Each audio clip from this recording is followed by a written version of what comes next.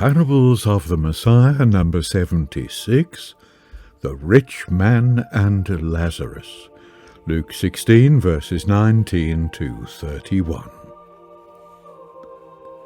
The parable of the rich man and Lazarus is usually discussed as a contribution to the teaching of Scripture on the death state.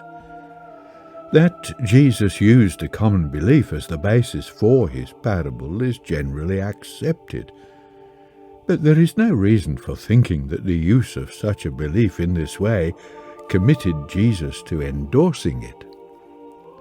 The teaching of the parable in relation to the death state is considered in the Christadelphian shield. We concern ourselves here with the lesson that Jesus intended to convey by the story. There is an easily traced sequence in the context. In chapter 15, verses 1 to 2, Luke says that the publicans and sinners drew around Jesus to hear him.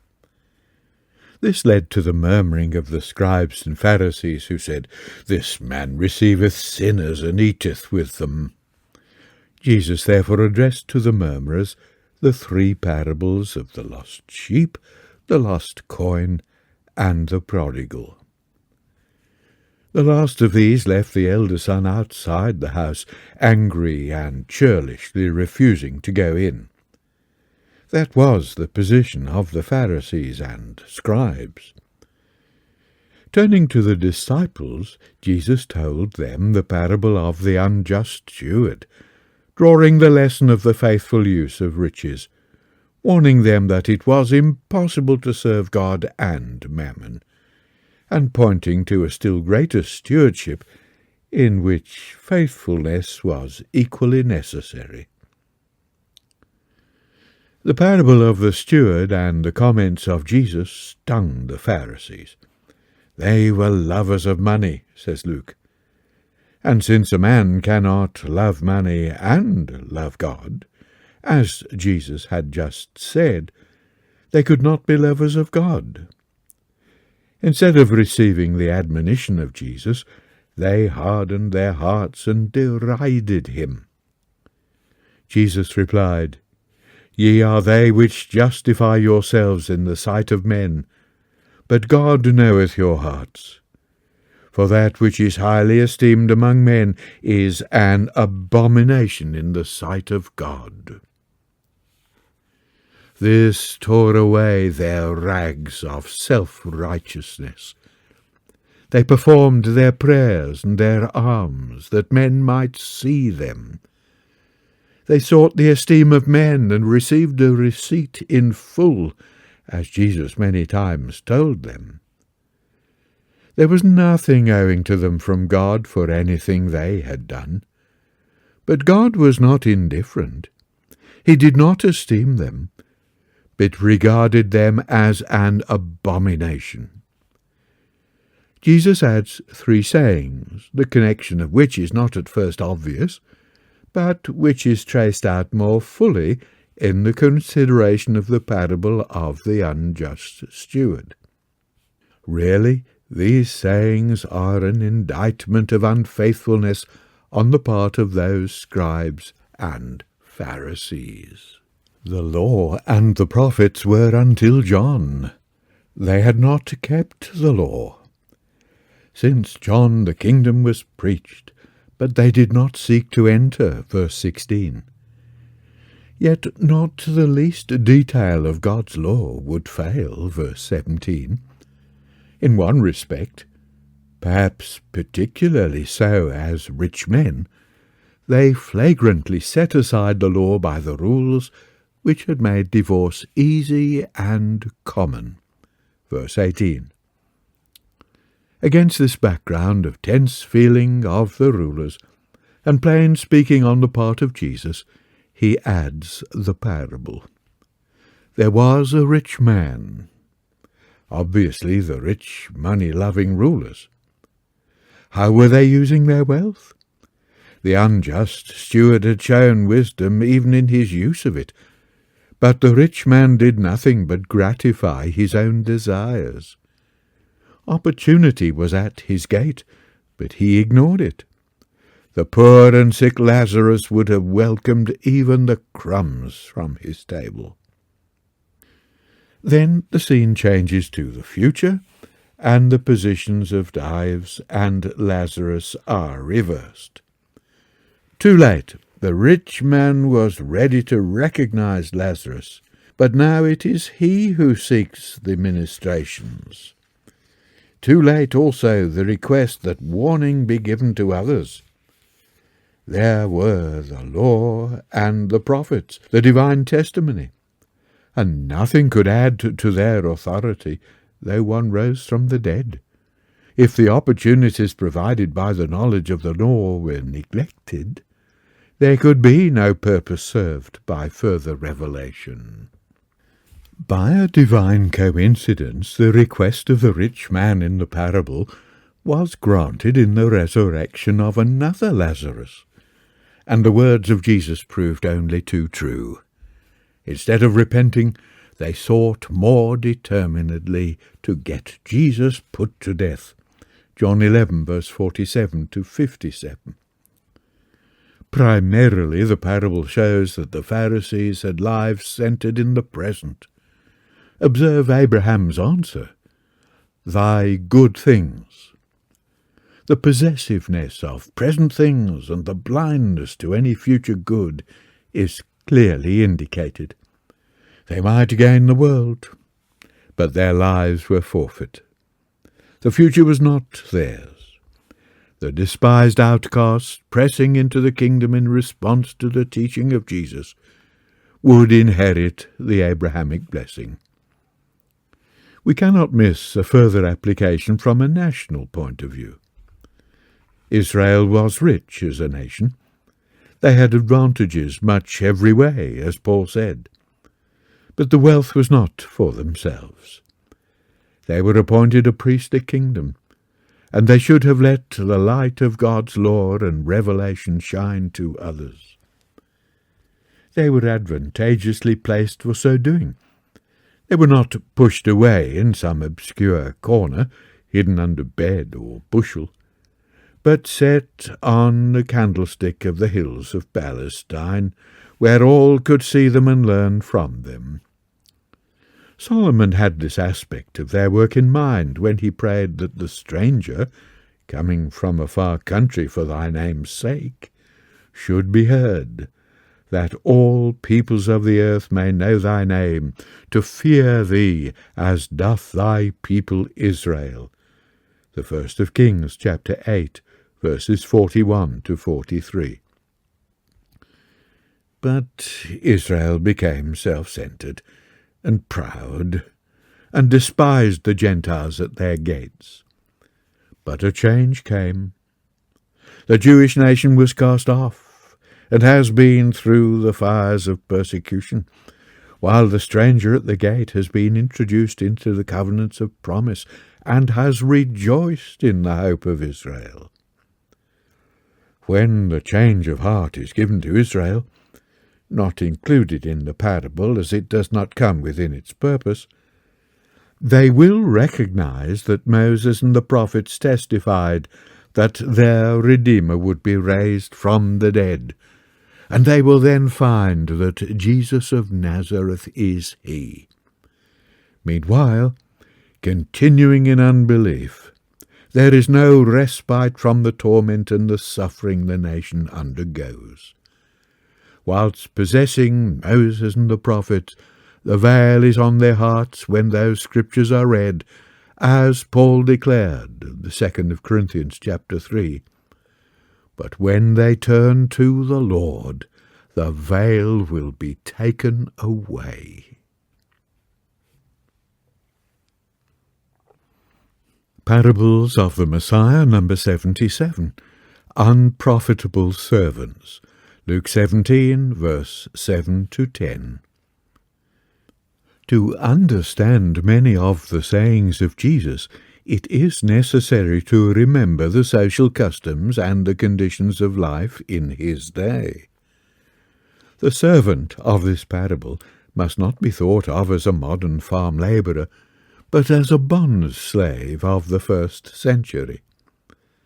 applying the arrangements, so general today, of fixed hours and pay to the situation of the parable puts the employer therein described in an unfavourable light. The parable is a transcript from life in Christ's day. Jesus said, "But which of you, having a servant ploughing or feeding cattle, will say unto him by and by, when he is come from the field, Go and sit down to meat, and will not rather say unto him, Make ready wherewith I may sup, and gird thyself and serve me, till I have eaten and drunken, and afterward thou shalt eat and drink? Doth he thank that servant because he did the things that were commanded him? I trow not. So likewise ye, when ye shall have done all those things which are commanded you, say, We are unprofitable servants. We have done that which was our duty to do." By and by, like most words and phrases in the English tongue, which once described immediateness, has lost its note of urgency. Once signifying immediately, it now denotes after an interval. Restore the idea that the servant coming from the field is, without any break, told to prepare the master's meal, and we realize how completely the time and energy of a bondslave was at his master's disposal. When the man had done all required, he had only done his duty. He had given no overtime labour, no extra service to which the master was not entitled. The aim of the parable concerns the servant's duty. To see in the master a picture of an exactor, and then to find in him a representation of God, is to read into the parable something not intended, and to create needless difficulty. So likewise ye. In these words Jesus faces the lesson. The theme of the parable is a bond-slave's labour. This application is also indicated by the opening word, but, which relates the parable to the preceding discourse, which concerned the duty of disciples. The connection of the parable with the conversation of Jesus which it follows appears to be this. Jesus had spoken of the grave responsibility of men who put stumbling blocks in the way of their brethren, verses 1 and 2. He then points out the duty towards an offender that devolves upon the one offended. Since he knows, and possibly he alone, of the trespass, it is his duty to seek his brother's recovery by showing him his sin. If this brings forth repentance, forgiveness must follow. The Lord lays down a hard task. It is so much easier for human nature to bear malice, and to nurse a grievance than to seek for peace in Christ's way. Christ's law is good for both the offended and offender. An offence grows bigger as it feeds on injured pride.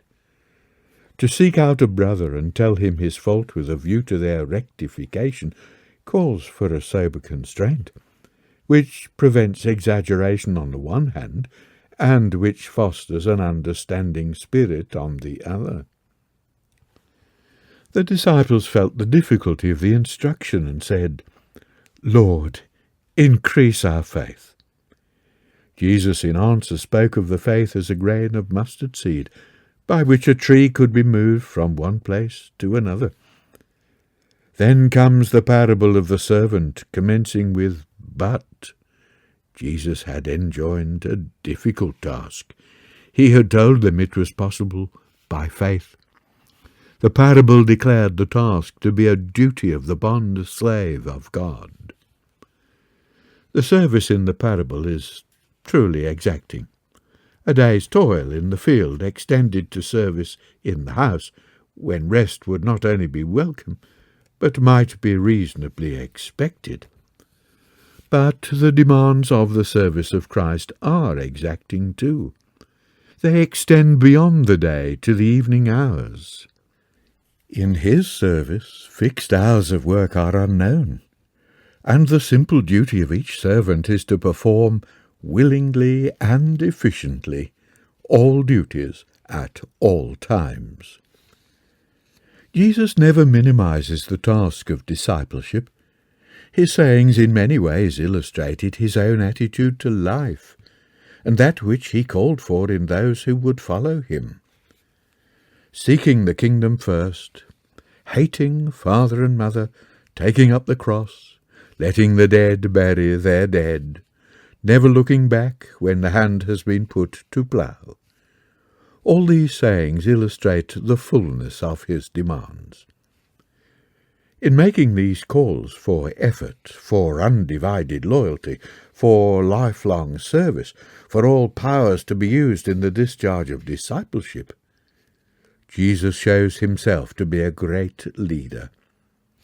We have in recent years all observed the power of the call to heroic service when forcefully, fearlessly, and unsparingly expressed. When the wartime Prime Minister of England took office, he called on his countrymen to a supreme service.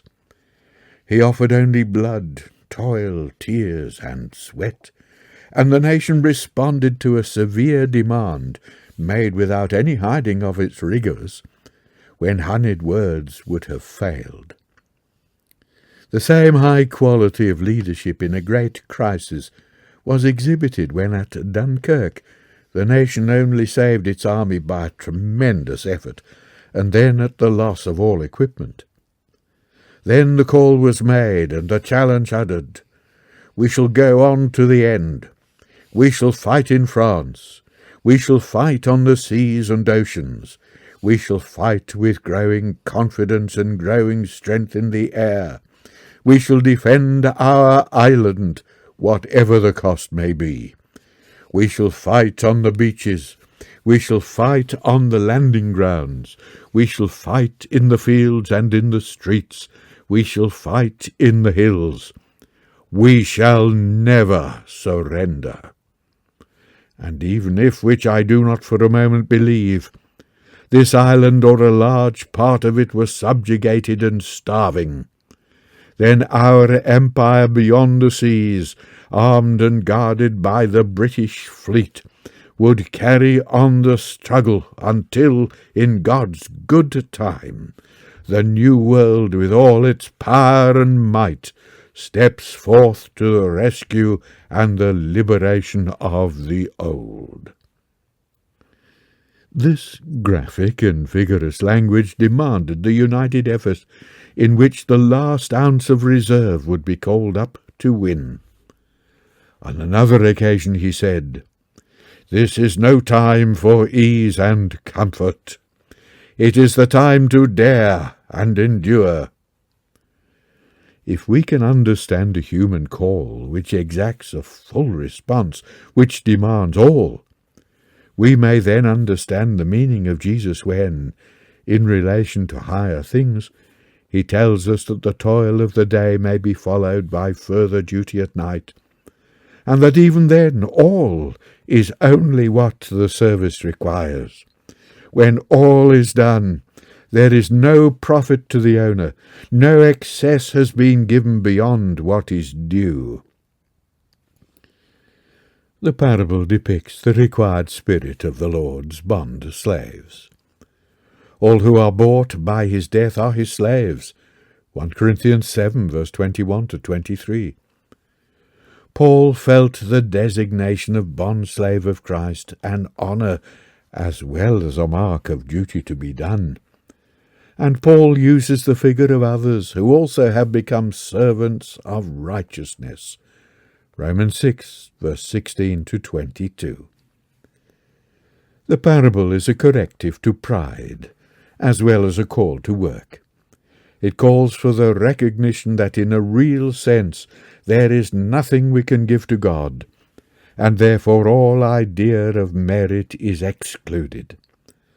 From this point of view, the parable served to show to the disciples that the Pharisaic hope of creating a title to God's favour by personal merit was vain. A strange use has been given to the parable by Roman Catholic interpreters.